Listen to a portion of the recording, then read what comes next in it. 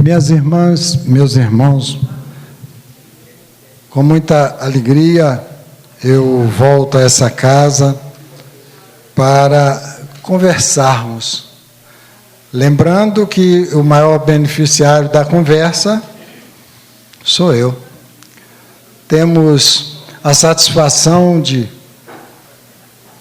estar nessa casa já há algum tempo, que me recebe com... É bem diferente, difícil de descrever. Hoje nós vamos pensar em alguns dos nossos defeitos, só alguns. É importante nós nos lembrarmos que esses defeitos que nós carregamos nos impedem de nos elevarmos na direção do Pai. Mas nem por isso Ele deixa de nos dispensar o seu amor infinito, como se nós fôssemos aquelas criaturas perfeitas. Perfeitas no sentido que Ele nos permite, porque perfeito somente Deus o é. Trouxemos para a nossa reflexão alguns defeitos. Nós vamos meditar a respeito, ver o que nós possuímos e qual o esforço que estamos nos empenhando para exterminar essas coisinhas que nos impedem de sermos felizes. Eu vou tirar uma pinçada desses defeitinhos, mas vamos comentar outros tantos. Lá na antiguidade, no início do cristianismo, no século VI, o Papa de nome Gregório Magno, ele chamou de 7 pecados capitais. Esses 7 pecados capitais, nós vamos analisar assim, de uma maneira muito superficial, porque não há aqui entre nós quem não os tenha. Uns poucos, outros mais. Uns agarrados, outros já se liberando. Mas todos possuímos. Vejamos. Começa pela luxúria. O que nós temos como luxúria, de acordo com a descrição dos estudiosos, é a valorização plena do prazer, voltado para a sexualidade. A maioria de nós tem. Aquele que não tem é porque já passou da etapa. Alguma dúvida? Quando nós valorizamos uma determinada função orgânica mais do que ela está previsto, nós entramos em desarmonia com as leis divinas. O que é o sexo para o nosso Criador? É a função que nos faz manter a nossa espécie. Isso está presente em todos os seres. Então, a valorização acima do essencial passa a ser um defeito, o que para nós concorre para um compromisso frente à lei divina. Vamos passar para um outro. Gula. Quem de nós, não estou falando das pessoas magras ou gordas, não é isso.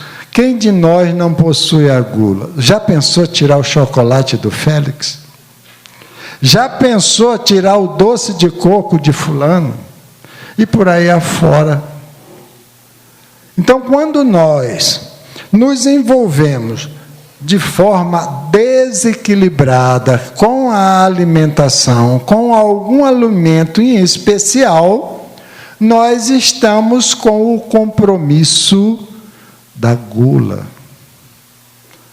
Gula faz parte dessa lista de defeitos morais. O que é importante? Veja, Kardec faz uma pergunta no livro dos Espíritos, aos Espíritos. O que é ser feliz? O que é ser feliz? E os Espíritos respondem: ser detentor do necessário. Então, quando a gente alimenta mais do que o necessário, nós estamos contrariando a lei divina. Mais um. Esse é um defeito frequente em nossa existência. Ira, raiva. Alguém que chega perto de nós, nós manifestamos aquele sentimento íntimo, desejo de vingança.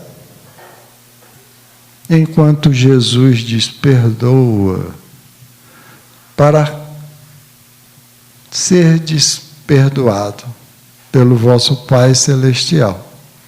Então nós não prestamos atenção naquilo que Jesus nos trouxe como orientação magna, a nossa elevação, a nossa felicidade. Bem entendendo que não são os espíritos, não são os mensageiros celestes que vão nos conduzir a essa alegria que todos desejamos. Será o nosso esforço, a nossa luta contra as imperfeições que carregamos, que nos farão crescer na direção da luz. Mais um defeitinho, coisa pequena: soberba. O que é soberba? É só um nome para mostrar a manifestação plena do orgulho. O orgulho é o filho fiel do egoísmo, pai de toda a infelicidade da humanidade. Se nós vencermos esse bichinho que habita dentro de nós, nós vamos fazer conquistas maravilhosas. Então a soberba é o quinto dessa lista feita por Gregório Magno. Preguiça. Esse aí, quem é que não tem preguiça? Depois de uma refeição ou uma tarde de trabalho, aí vem aquele desejo de encarar uma laje. Não é? Mas não é encarar uma laje que nem o indivíduo que está construindo uma casa, não. É encarar uma laje.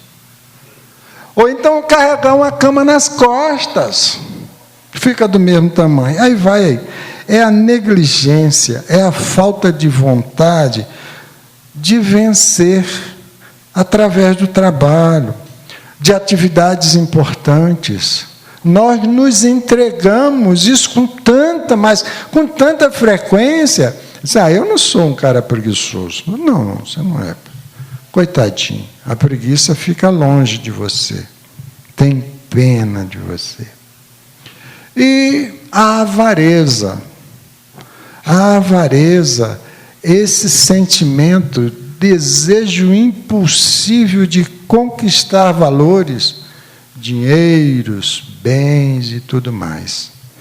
É o apego de forma exagerada. Ter não é proibido. Buscar ter também não é proibido. O que é desaconselhado pelos amigos espirituais que assim o fazem em nome do Cristo, é que nós não valorizemos mais as coisas materiais do que as coisas espirituais. Isso é um ensinamento do Cristo. Lá atrás, quando ele menciona, dai a César o que é de César, é mostrando para a humanidade a importância de valorizar as coisas terrenas com o propósito daquele que foi afirmado pelos Espíritos a Kardec, detentor do necessário. E, sobretudo, lutar para fazer as conquistas morais, que é o patrimônio verdadeiro, patrimônio que vai levar o espírito à magnitude plena, vai conhecer a luz, vai se aproximar da felicidade maior que é Deus.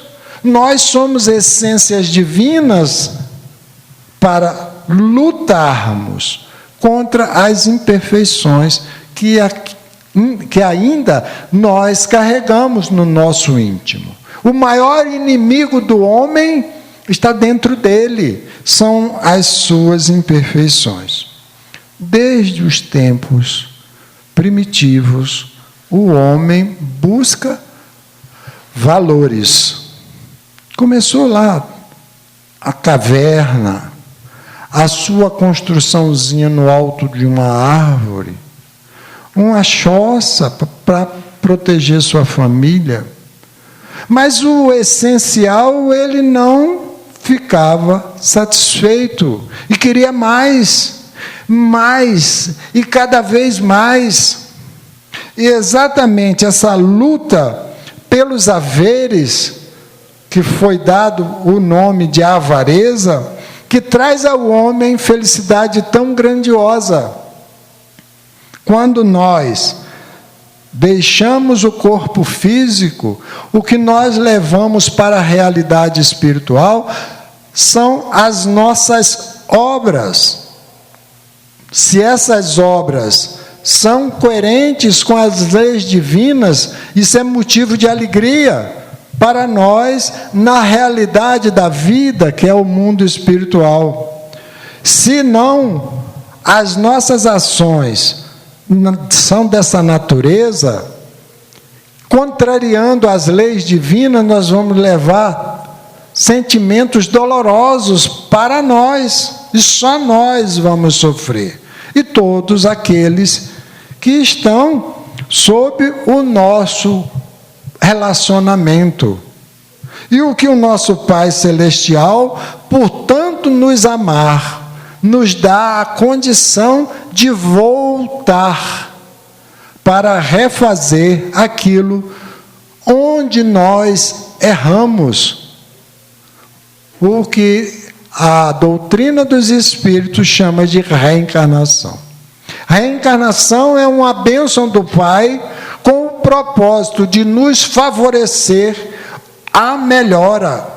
Nós estamos nesse mundo de prova e expiações, não com o propósito de pagar contas, pagar dívidas. Nós estamos com o objetivo de aprendizado. E o nosso Pai, com a misericórdia infinita, que nós não temos ideia do amor que Ele nos dispensa, nos coloca à disposição todos os recursos indispensáveis às nossas conquistas. Nós somos lançados na família que mais nos pode favorecer. Nós somos colocados diante daquelas criaturas com as quais temos compromissos frente à lei divina, com o objetivo de fazer as conquistas indispensáveis, seguindo o ensinamento de Jesus.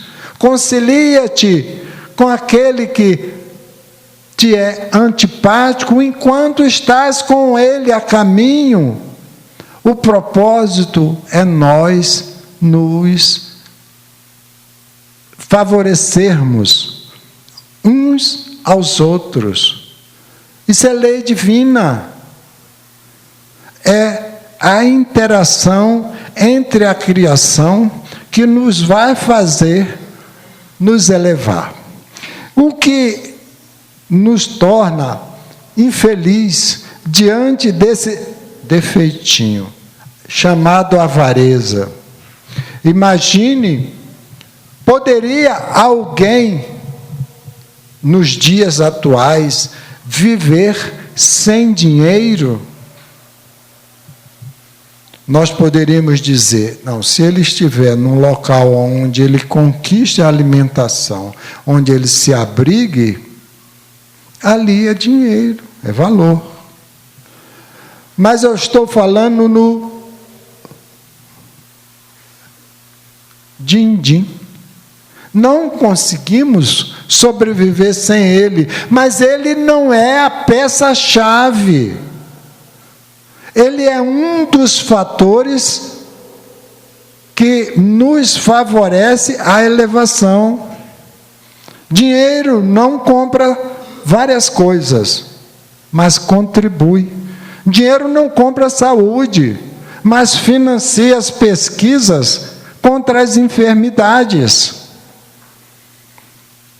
Num passado não muito longe, para se extrair um dente, tinha que embebedar o sujeito.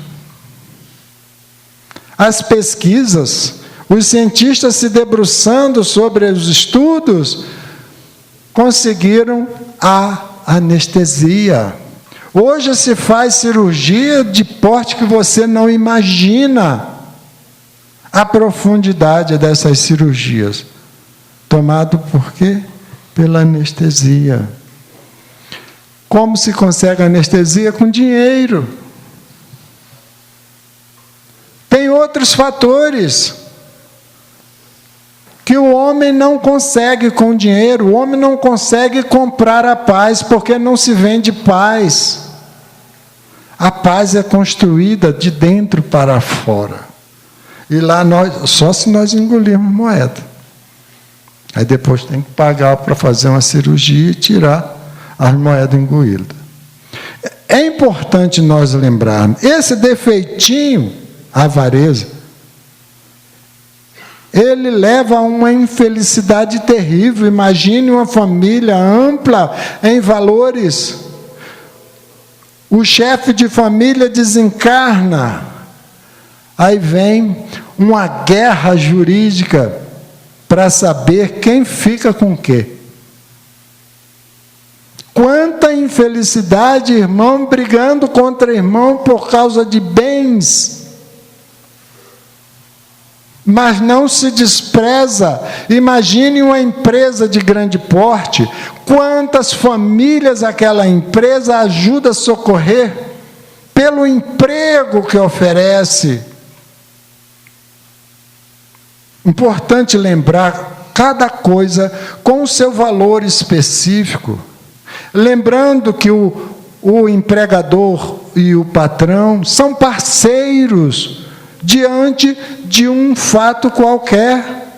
Um precisa do outro, não existe patrão sem empregado, nem empregado sem patrão. Todos precisamos um dos outros. Na questão 540 do Livro dos Espíritos, tem uma expressão, numa resposta dos Espíritos, um pedacinho da questão, em que diz, na natureza, tudo interage, desde o átomo primitivo até o arcanjo. Ou seja, nós, precisamos um dos outros, sempre. Jamais podemos dispensar o amparo do nosso irmão. Mas tudo tem a medida correta. Eu não posso depender do meu irmão para eu me elevar. Eu tenho que estar fazendo para ele o que eu gostaria, como disse Jesus, o que eu gostaria de receber, para que ele faça comigo o que ele gostaria também de receber. Nada que nos ocorre vem ao acaso. Tudo tem um propósito para a nossa educação. Quando se fala nesse defeitinho, avareza, nós levamos em consideração trabalho legal, trabalho lícito, trabalho honesto. A busca incessante pelos valores é uma coisa altamente prejudicial para o espírito. Isso quando feito dentro dos princípios da legalidade. Imaginemos o prejuízo quando isso é feito através do crime. Quanto compromisso que o espírito tem quando ele se faz favorecer pelos valores terrenos através da ilicitude. Ele vai responder de forma altamente dolorosa. Ele e todos que estiveram com ele, por causa daquela interação que existe. Se eu estou incluído no grupo daquele irmão, lamentavelmente eu vou responder com ele. E é muito frequente nós observarmos a expressão: Deus não foi justo comigo, eu não merecia isso. Como se Deus não soubesse de tudo. Ele sabe quantos fios de cabelo nós temos na cabeça. Bom, careca tem mais vantagem para Deus. Ele sabe quando cai uma folha de uma árvore. Ele sabe dos nossos pensamentos, das nossas necessidades. Ele não deixa nada sem um critério lógico e justo. Importante nós nos lembrarmos sempre que somos os responsáveis pela construção da nossa alegria ou da nossa tristeza. Quando Jesus esteve no nosso meio, ele deu um exemplo muito grandioso para nós. O Filho do Homem não tem uma pedra para descansar a cabeça, como se fosse o seu travesseiro. Ele mostrou o exemplo de humildade, escolheu nascer entre pessoas simples, humildes, exato para mostrar à humanidade que a grandeza não está em ter, a grandeza está em ser, é sendo espírito honesto com ele mesmo, observando as leis divinas escritas em nossas consciências. Nenhum de nós pode dizer: ah, eu não sabia. Todos sabemos. Quando erramos, nós sabemos que erramos. Pode ter certeza, ou melhor, podemos ter certeza. Erramos e dizemos: fiz o que não devia, errei. Se nós tivermos a coragem de nos dirigirmos a quem foi atingido pelo nosso erro e nos retratarmos, fica amenizado aí. O perdão, vamos lembrar isso, não nos isenta de respondermos pelo que vier de consequência do nosso erro. Mas ameniza em muito. Com relação à avareza, há uma passagem evangélica em que um senhor da sociedade da época se dirige a Jesus e diz: Mestre, dize a meu irmão que reparta comigo a herança. Então, se ele está pedindo para repartir a herança, é porque alguém, possuidor de um bem, havia desencarnado. E o irmão, naturalmente, queria ficar com a maior parte, ou com tudo. E Jesus responde: Homem, quem me constituiu a mim juiz ou partidor sobre vós outros?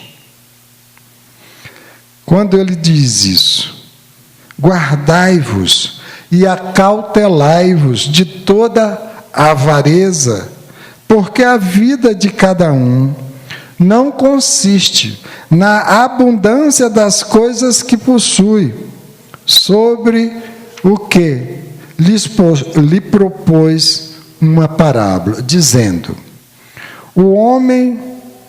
o campo de um homem rico tinha dado abundante frutos, e ele revolvia dentro de si mesmo, pensava dentro de si mesmo, dizendo: que farei com tamanha fartura?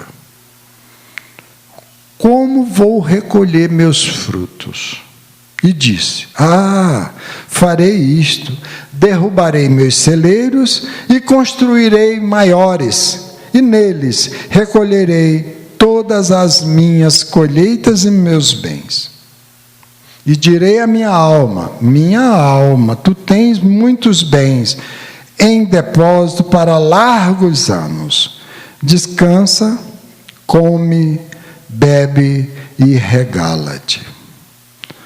Mas, aí vem a moral da parábola. Deus disse a esse homem: nécio,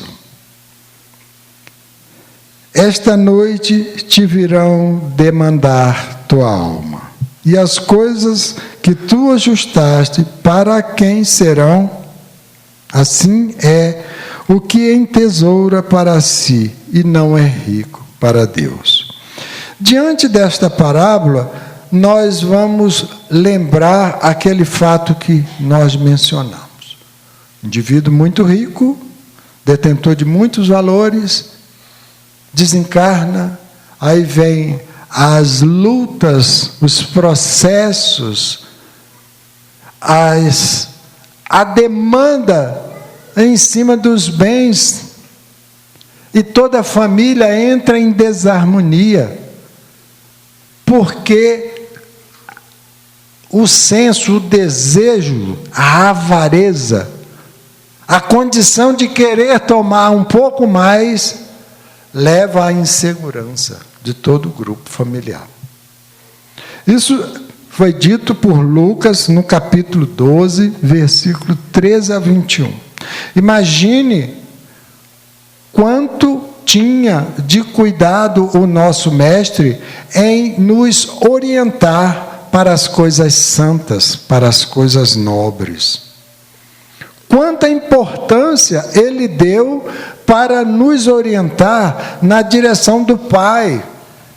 Quando ele disse: eu sou o caminho, a verdade e a vida, ninguém vem ao Pai senão por mim, era levando em conta o que ele trazia de Deus, como ele mesmo disse, não era dele somente, mas sim de Deus que o enviou para orientar a cada um de nós. Ele falou que nenhuma ovelha se perderia no seu rebanho.